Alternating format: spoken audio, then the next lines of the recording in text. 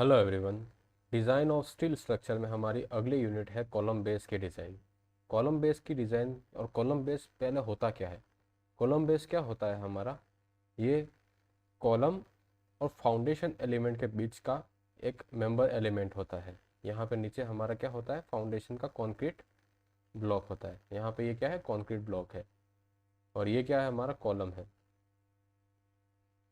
तो कॉलम पे लगने वाला जो लोड आता है उसको ये क्या करता है? फाउंडेशन में यूनिफॉर्मली डिस्ट्रीब्यूट करता है, या फिर इस कॉन्सेंट्रेटेड लोड को ये लार्जर क्रॉस सेक्शनल एरिया में क्या करता है? डिस्पर्स करता है। तो कॉलम बेस का पर्पस क्या होता है? To disperse to disperse load coming from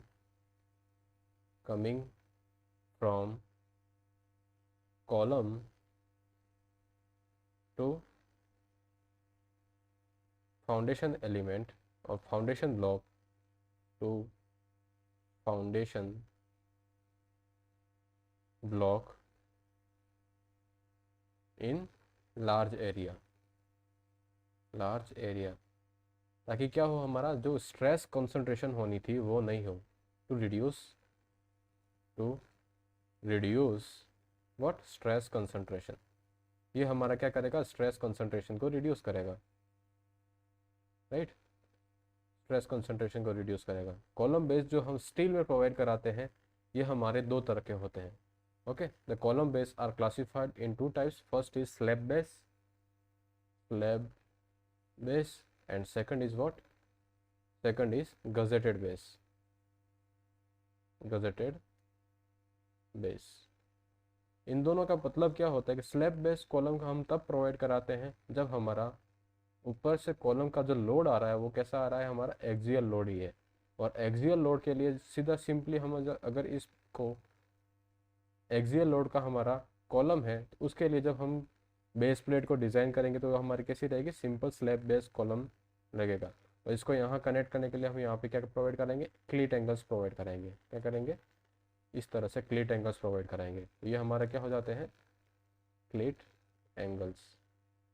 और ये क्या है? Slab base. ओके, तो यहाँ पे स्लैब बेस की डिज़ाइन क्या करनी होती है? स्लैब बेस की डिज़ाइन में हमें उसकी साइज और थिकनेस को डिज़ाइन करना होता है।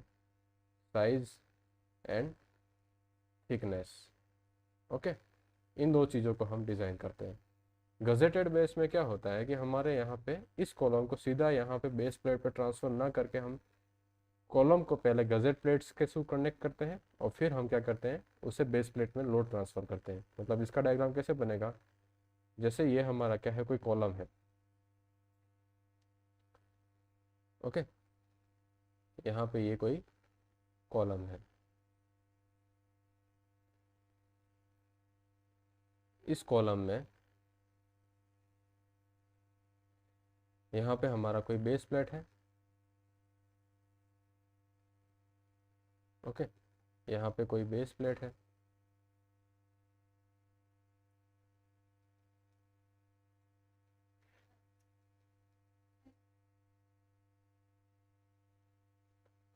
ये क्या है? हमारा कॉलम है। और इसके नीचे यहाँ पे हमारे कोई बेस प्लेट यहाँ पे रखी हुई है, राइट?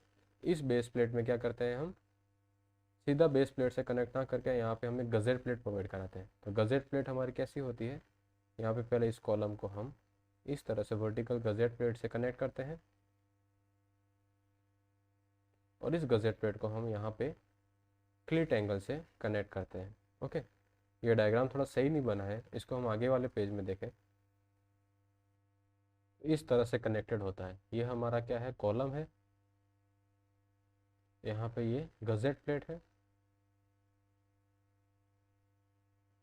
यहाँ पे इसे क्लीट एंगल से हमने कनेक्ट किया है, या फिर गजेट एंगल बोलेंगे इसे, गजेट एंगल। ये हमारे फाउंडेशन बोल्ट होंगे, फाउंडेशन बोल्ट। ये हमारी बेस प्लेट होगी। Okay, base plate. और इसके नीचे हमारा क्या होगा? Concrete block. यहाँ पे हमारा क्या होगा?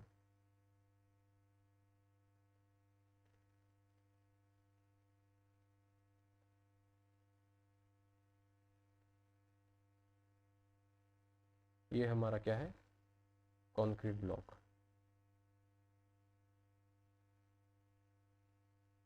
ओके, इस तरह से हमारा क्या होता है, अरेंजमेंट होता है। यहाँ पे आने वाला कॉन्सेंट्रेटेड लोड जो होता है ये सबसे पहले किस में, इस गजेट प्लेट में ट्रांसफर होगा। ये गजेट प्लेट से, ये गजेट एंगल से थ्रू इस बेस प्लेट में ट्रांसफर होगा, और इस बेस प्लेट के थ्रू ये इस कंक्रीट ब्लॉक के अंदर लोड ट्रांसफर होगा। इस तरह से इसका ट्रांसफर मैकेनिज्म होता है। इसका अगर हम साइड व्यू देखें तो हमें साइड व्यू कैसा दिखेगा, यहाँ पे ये हमारा क्या है, कॉलम है, यहाँ पे ये हमारी क्या है, बेस प्लेट है, यहाँ पे हमारा ये गजेट प्लेट है। ये गजेट प्लेट इस कॉलम अगर आई सेक्शन है तो उसकी फ्लैंजेस के साथ इस तरह से कनेक्टेड है। फिर इस गजेट प्लेट को बेस प्लेट से कनेक्ट करने के लिए यहाँ पे हम क्या लेते हैं, यहाँ पे हम गजेट एंगल लेते हैं। ओके, फिर उसको इस तरह से कनेक्ट करते हैं, और ये जो लोड है वो बेस प्लेट पे यहाँ पे फिर ट्रांसफ़र होगा, और बेस प्लेट के थ्रू फिर ये सारा का सारा लोड किस में ट्रांसफ़र हो जाएगा, इस फाउंडेशन ब्लॉक में ट्रांसफ़र हो जाएगा। ओके, इस तरह से हमारा अरेंजमेंट होता है। तो ये हो गया हमारा gazetted base plate, gazetted base plate. और दूसरा होता है हमारा स्लैब बेस। स्लैब बेस में सिंपल हमारा गजेट नहीं होता, और सीधा हम यहाँ पे क्या करते हैं, इस कॉलम को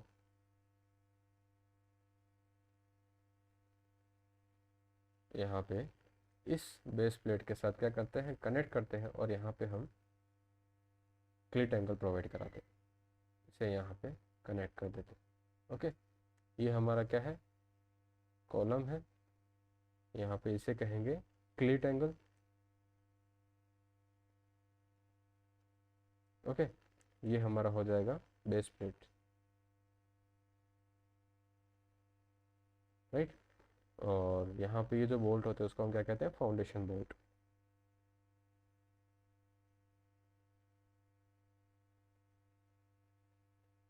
राइट, इस तरह से हमारे दो तरह के कॉलम बेसेस प्रोवाइड करते हैं। तो सबसे पहले हम देखते हैं स्लैब बेस।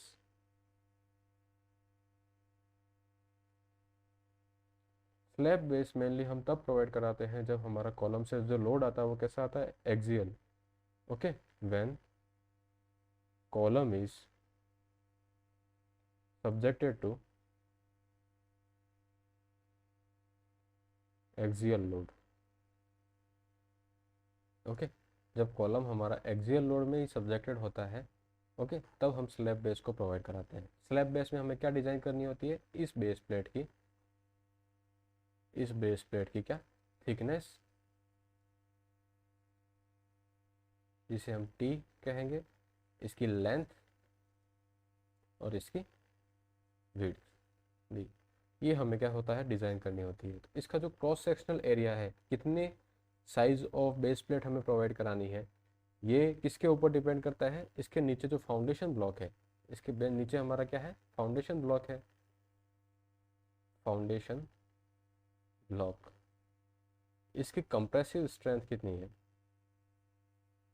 कंप्रेसिव स्ट्रेंथ कितनी है, इसकी कंप्रेसिव स्ट्रेंथ किसके ऊपर डिपेंड करेगा, ग्रेड ऑफ कंक्रीट के ऊपर। ओके, इसकी जो कंप्रेसिव स्ट्रेंथ है वो किसके ऊपर डिपेंड करता है, ग्रेड ऑफ कंक्रीट के ऊपर। तो ये किसके बराबर होता है, 0.45 FCK का बराबर। ओके, मतलब इससे जब इसमें लोड ट्रांसफ़र होगा तो वो इससे ज़्यादा हमारा नहीं होना चाहिए, राइट। इस तरह से हम डिज़ाइन करते हैं। और इसकी जो टी की वैल्यू है ये हम इस तरह से निकालते हैं कि जैसे हमारा यहाँ पे क्रॉस सेक्शनल व्यू है, यहाँ पे ये क्या है, बेस प्लेट है जिसकी लेंथ कितनी है, L है। ओके, और यहाँ पे मेरा ये कॉलम है। इस कॉलम में नीचे फाउंडेशन से हमारा क्या लगेगा, यूनिफॉर्मली डिस्ट्रीब्यूटेड प्रेशर लगेगा, इस तरह से, राइट। यूनिफॉर्मली डिस्ट्रीब्यूटेड प्रेशर लगेगा। इस प्रेशर के कारण ये क्या होगा कि ये जो बेस प्लेट है वो इस तरह से बेंड हो सकती है, राइट। तो इसकी इस बेंडिंग को रजिस्ट करने की जितनी कैपेसिटी हमारी होनी चाहिए वो किसके ऊपर डिपेंड करता है, इसके इस क्रॉस सेक्शनल एरिया के ऊपर। यहाँ पे जो क्रॉस सेक्शनल एरिया होगा इस प्लेट का, इसके ऊपर डिपेंड करेगा। इसका मोमेंट ऑफ इनर्शिया हम किसके अबाउट लेंगे, इस सेक्शन के अबाउट लेंगे। तो वो कितना होगा, अगर ये हम 1 मीटर लेंथ मानते हैं तो ये कितना है, टी है। तो z is equal to what, B into T का cube upon T square upon 6, right, B T square upon 6। B यहाँ पे 1 मीटर लेंथ माना, तो z इसकी बेंडिंग स्ट्रेंथ हो directly proportional to what, T square है। मतलब जितनी ज़्यादा थिकनेस होगी वो इतने ज़्यादा हमारे इसकी क्या होगी, बेंडिंग स्ट्रेंथ होगी। इसकी बेंडिंग स्ट्रेंथ इतनी होनी चाहिए कि ये यहाँ पे क्या हो, अपनी एक परमिसिबल वैल्यू को रीच ना कर पाए या उससे बियॉन्ड ना जा पाए। तो उसके लिए हम इसको डिज़ाइन करेंगे। मतलब यहाँ पे जो इसकी थिकनेस आएगी वो एज अ बेंडिंग मेंबर हम डिज़ाइन करेंगे, उससे आएगी।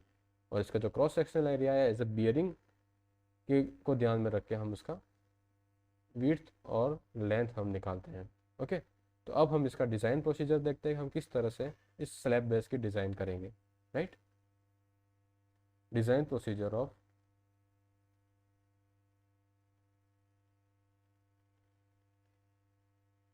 Design procedure of slab base. Okay, design procedure में सबसे पहले हम क्या करेंगे, सबसे पहले हम इसमें assume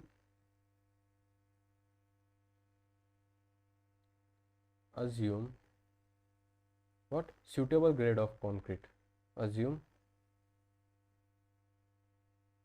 suitable grade of concrete। इससे हमारे क्या आएगी, बियरिंग स्ट्रेंथ ऑफ कंक्रीट आ जाएगी, बियरिंग स्ट्रेंथ ऑफ कंक्रीट। तो बियरिंग स्ट्रेंथ ऑफ कंक्रीट हमारी कितनी रहेगी, 0.45 FCK। ओके, FCK हमारे क्या, कंक्रीट की कैरेक्टरिस्टिक स्ट्रेंथ है। क्या है, characteristic strength, right.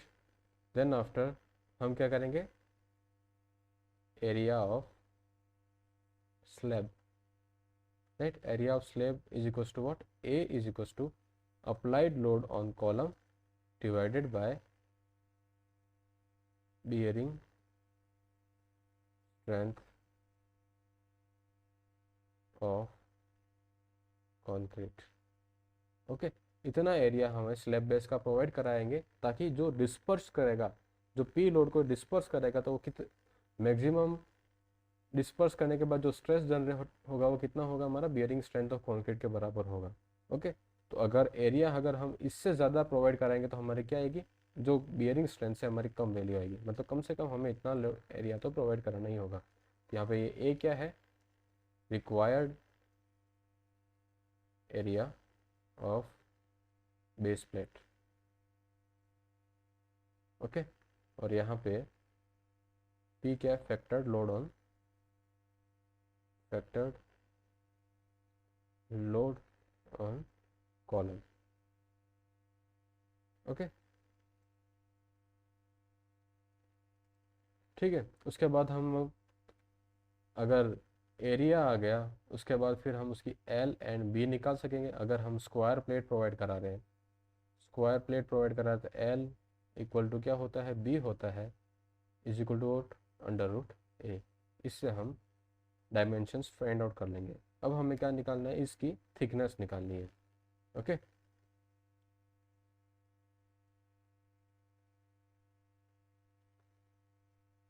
Thickness of column, sorry, thickness of base plate.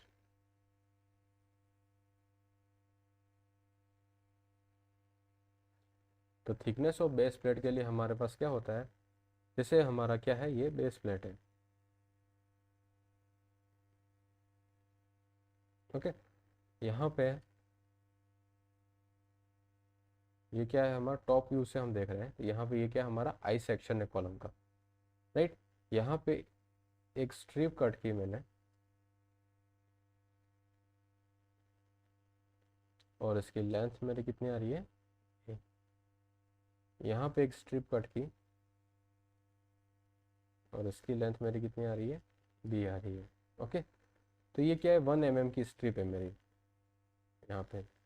तो इसमें मैक्सिमम बेंडिंग मोमेंट कितना क्रिएट होगा, तो मैक्सिमम बेंडिंग मोमेंट मतलब ये किस तरह से बिहेव करेगी, एज अ कैंटिलीवर। एक स्ट्रिप है जिसकी लेंथ कितनी है मेरी ए है, और यहाँ पे मेरा नीचे की तरफ से कितना लोड लग रहा है 0.45 FCK। ओके, या फिर हम इसे कह सकते हैं P डिवाइडेड बाय एरिया। इतना लोड हमारा यहाँ पे नीचे की तरफ लग रहा है। तो यहाँ पे हमारा मैक्सिमम बेंडिंग मोमेंट कितना आएगा, maximum bending moment equals to W into a square upon 2। Okay, ये हमारा मैक्सिमम बेंडिंग मोमेंट होगा इस पॉइंट पे। सिमिलरली इस केस में हमारा मैक्सिमम बेंडिंग मोमेंट कितना होगा, maximum bending moment equals to what, W into b square upon 2। Okay, तो इन दोनों का कॉम्बिनेशन जब हम लेंगे तो उससे कोड कहता है कि जो आपका मैक्सिमम बेंडिंग मोमेंट होगा वो क्या होगा, या फिर इसे हम net bending moment is equal to what, W into a square upon 2 minus 0.3 times of W b square upon 2। Okay, ये हमारा नेट बेंडिंग मोमेंट आता है जब इन दोनों का कॉम्बिनेशन हम लेते हैं। तो ये जो नेट मोमेंट है, this should be what, less than moment capacity of this plate MP, which is equal to 1.2 times of Fy into ZE। Okay, तो यहाँ पे हम इन दोनों को बराबर कर देंगे। ZE यहाँ पे हमारा क्या है, इलास्टिक सेक्शन मॉडुलस, और इलास्टिक सेक्शन मॉडुलस हमारा कितना होता है, 1 mm स्ट्रिप है तो 1 into T thickness of plate का स्क्वायर अपॉन 6। इन दोनों को अगर हम बराबर करते हैं तो हमारे पास क्या रिलेशनशिप बनेगा, W upon 2 into a square minus 0.3 b square is equal to 1.5 Fy into 1 into t square upon 6। Okay, तो यहाँ पे हमें क्या निकालना है, अल्टीमेटली थिकनेस निकालनी है, ये डिवाइडेड बाय। ओके, तो यहाँ पे हमारी थिकनेस क्या आ जाएगी, t square is equal to what, Fy upon gamma m0 तो रहेगा ही, बाकी सबको यहाँ पे भेज देते हैं, यहाँ पे इसको कैंसिल होगा तो 3 बार जाएगा, तो W into a square minus 0.3 b square, 3 ऊपर चला जाएगा, divided by 1.2 into Fy into gamma m0। Okay, तो इसको सॉल्व करेंगे तो हमारे पास क्या है, गामा m0 के फॉर्म में सॉल्व करेंगे तो क्या आएगा,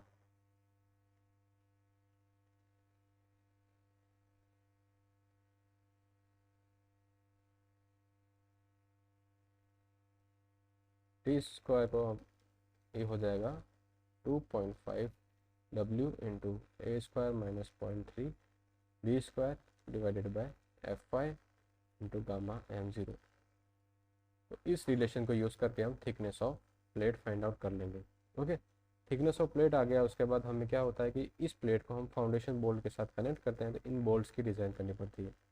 ओके, तो हम बोल्ट को अज्यूम करेंगे उसकी साइज़, और उसके बाद उसकी जो बोल्ट वैल्यू की जो वैल्यू होती है वो हमारा जो कॉलम लोड है उससे हमारी क्या होनी चाहिए, कम होनी चाहिए, राइट। इस तरह से हम स्लैब बेस की डिज़ाइन करते हैं। इसके कुछ कंसेप्ट अगर आपके मिस हो रहे तो वो हम क्वेश्चन प्रैक्टिस करेंगे तब उसमें देख लेंगे, राइट। हमारा जैसे क्वेश्चन है